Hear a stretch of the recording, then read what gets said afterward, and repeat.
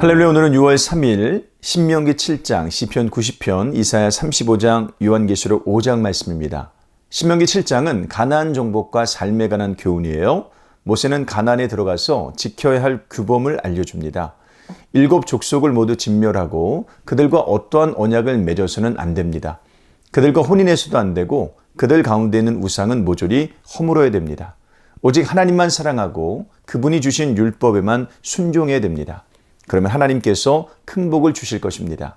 자기들의 수가 적고 또 약하다고 두려워할 필요는 없습니다. 하나님께서 이스라엘을 택하신 이유가 바로 그것이기 때문이죠. 하나님은 수가 적고 약한 민족을 들어서 당신이 얼마나 큰지를 세상에 보여주기 원하십니다. 그러므로 두려워하지 말고 하나님의 뜻대로 살면 됩니다. 본문이 말하는 교훈은 오늘날 세상 속에서 살아가는 그리스도인에게도 적용될 만합니다. 우리가 뛰어나고 탁월하기 때문에 하나님께서 복 주시는 것이 아닙니다. 하나님의 백성이기 때문에 복을 주시는 거죠. 그러므로 우리는 세상을 두려워하지 말고 하나님의 뜻대로 살아야 됩니다. 하나님을 믿고 의지하며 그분께 순종하는 것이 세상 속에서 그리스도인답게 살아가는 방식입니다. 시편 90편은 모세의 시예요. 하나님의 영원하심과 인생의 유한함을 비교하며 참된 지혜를 얻고자 호소합니다. 하나님은 영원하십니다. 모든 것이 있기 전에 하나님은 계셨습니다. 하나님께는 시간이 적용되지 않습니다. 반면에 인생은 유한합니다. 아침에 피었다가 저녁에 지는 풀과 같습니다. 오래 살아봐야 80년이죠. 그러므로 정말 지혜로운 사람은 자신을 자랑하지 않고 하나님을 의지합니다. 하나님께 인생을 의탁하는 것이 가장 현명한 선택임을 압니다. 하나님을 바르게 알아야 돼요. 그럴 때 하나님 앞에서 우리의 인생을 바르게 헤아려 볼 수 있습니다. 이사야 35장은 하나님께서 구원하시는 날이 어떠할지를 말합니다.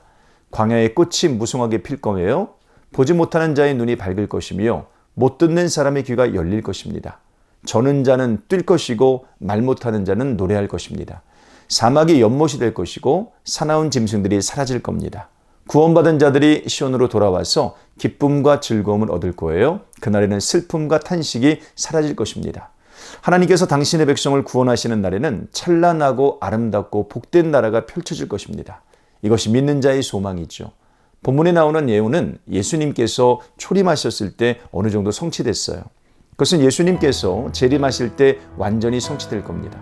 그러므로 성도는 예수님께서 행하신 일을 믿고 그분께서 행하실 일을 소망하며 오늘을 살아야 됩니다. 요한계시록 5장은 죽임당하신 어린 양에 관한 내용이에요.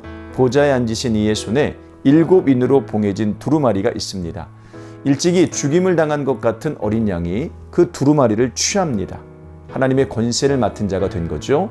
내 생물과 장로들을 보좌에 앉으신 이에게 했던 것과 같이 어린 양을 향해 경배를 드립니다.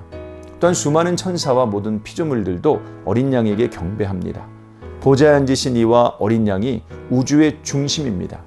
감히 하나님의 자리를 탐내지 말고 우리에게 걸맞은 위치에 서서 그분을 경배하는 것이 사람의 마땅한 본분입니다. 하늘에서 드릴 예배를 소망하며 이 땅에서도 하나님만 섬기며 사시기를 바랍니다. 오늘 하루도 승리하시기를 주님으로 축복합니다. 고맙습니다.